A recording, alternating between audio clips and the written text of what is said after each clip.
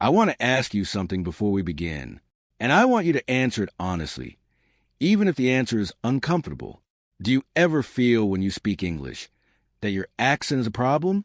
That your grammar, when it is slightly wrong, makes you seem less intelligent than you are? That native speakers, consciously or not, take you less seriously because your English is not perfect? If you answered yes to any of those questions, I want you to hold that feeling for a moment, not to fix it, not to argue against it. Just hold it.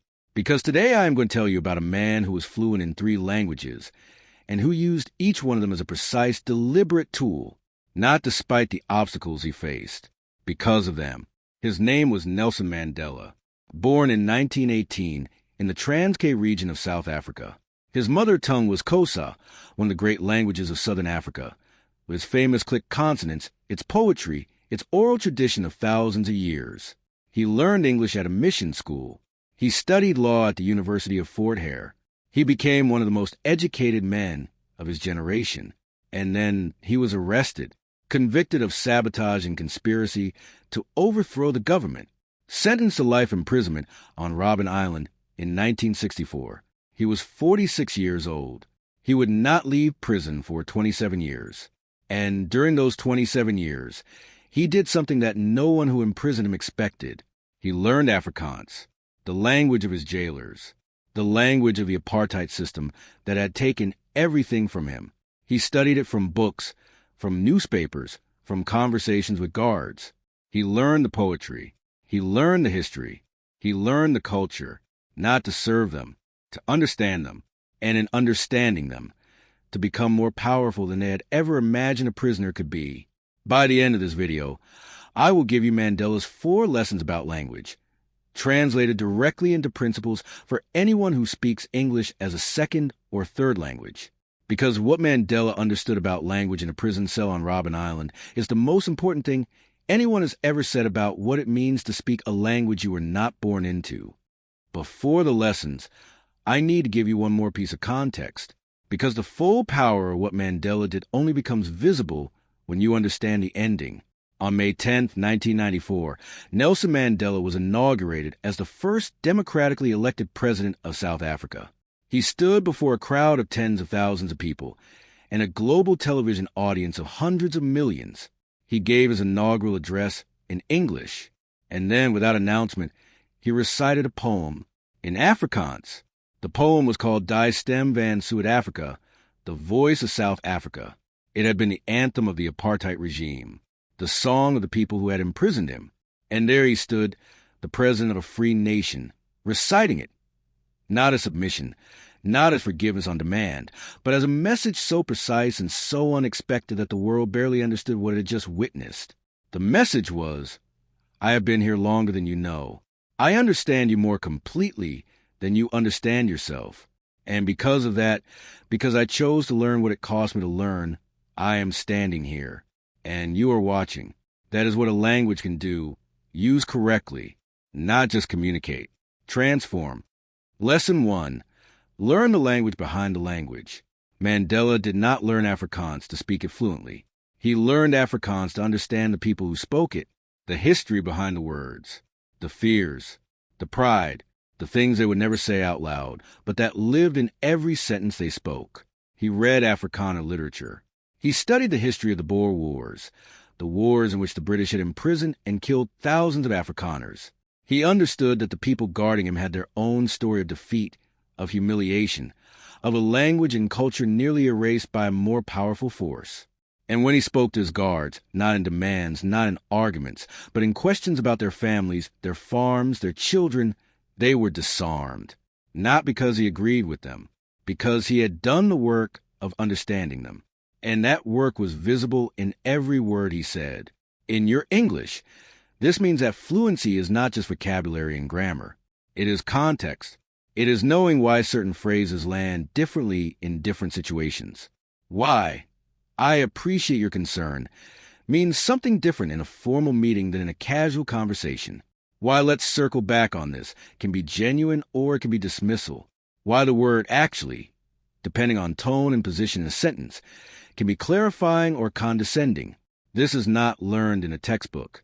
It is learned by paying attention to culture, not just language, by reading novels, not just business emails, by watching how native speakers behave around their own language, what they say when they're comfortable, what they say when they're nervous, what they never say at all.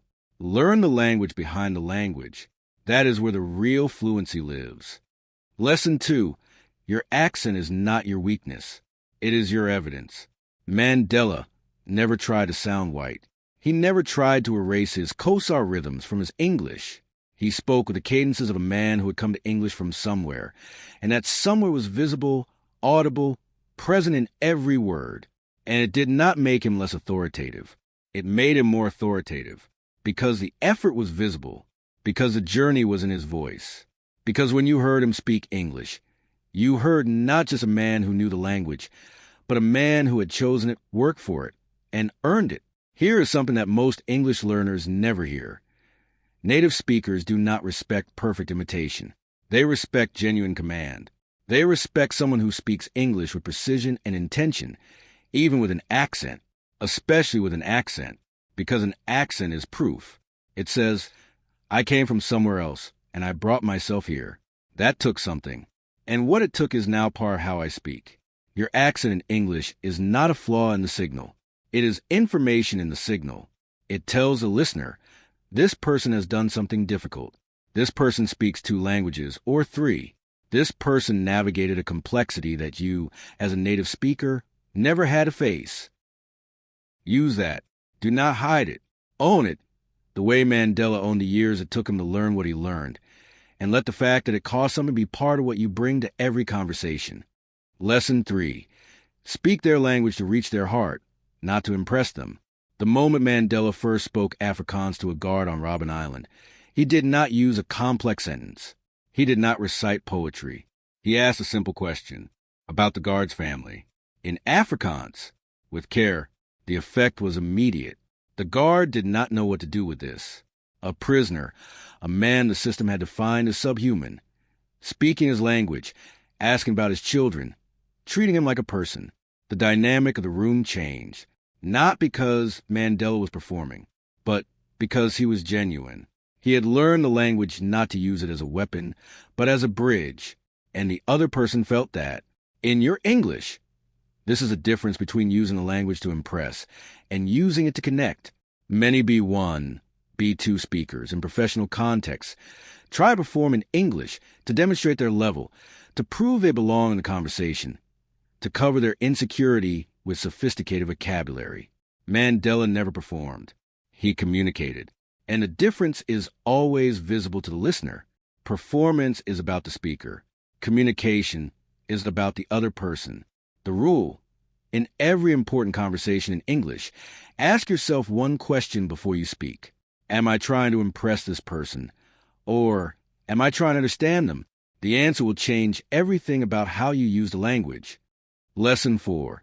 The most powerful sentence is the one they did not expect from you. When Mandela recited that Afrikaner poem at his inauguration, the poem of the people who had imprisoned him, the audience did not expect it. They had no framework for it. Their defenses had no answer for it. And in that moment of complete surprise, something opened that no argument, no demand, no policy could have opened. The unexpected use of a language, or the unexpected precision within a language, is one of the most powerful communicative acts available to any speaker. And it is more available to non-native speakers than to native ones, because native speakers are predictable. They use the language on autopilot.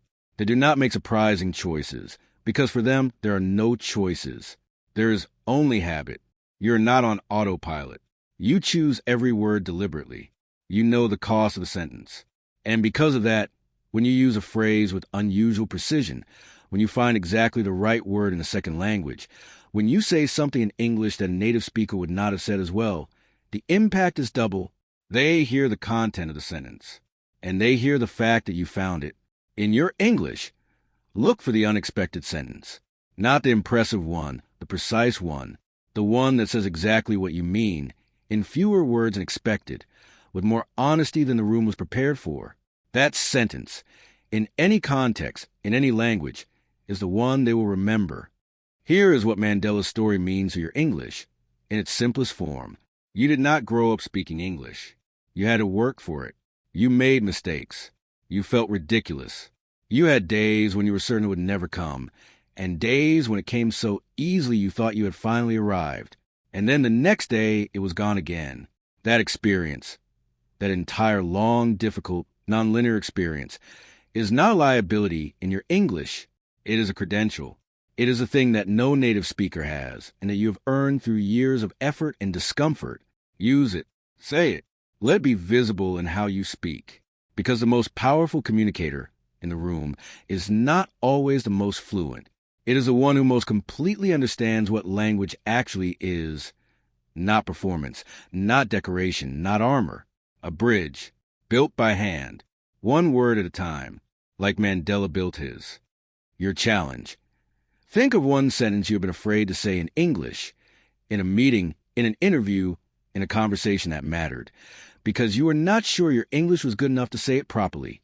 Write it below, in English, however it comes. I will read every single one, and I will reply to the ones that took the most courage to write. If Mandela changed how you see your own English today, subscribe, turn on the bell, because next week we go to a man who believed that clear writing is not a style choice. It is a moral responsibility. A man who wrote about war, poverty, and power in sentences so transparent that the truth inside them had nowhere to hide. A man who gave us 6 rules for writing in English that are as true today as they were in 1946. George Orwell. And the lesson he left for every person who writes in English, in any context, at any level, is this: the biggest danger in language is not making mistakes. It is using correct language to say nothing, to look clear while being vague, to appear honest while hiding. Orwell's test will show you whether your English is actually doing what you think it is doing, and it will change how you write. In emails, in reports, in every sentence you produce in English that is meant to be understood. Subscribe, and until then, choose every word deliberately. Let the effort show. Speak to reach, not to impress. Like Mandela, I'll see you next week.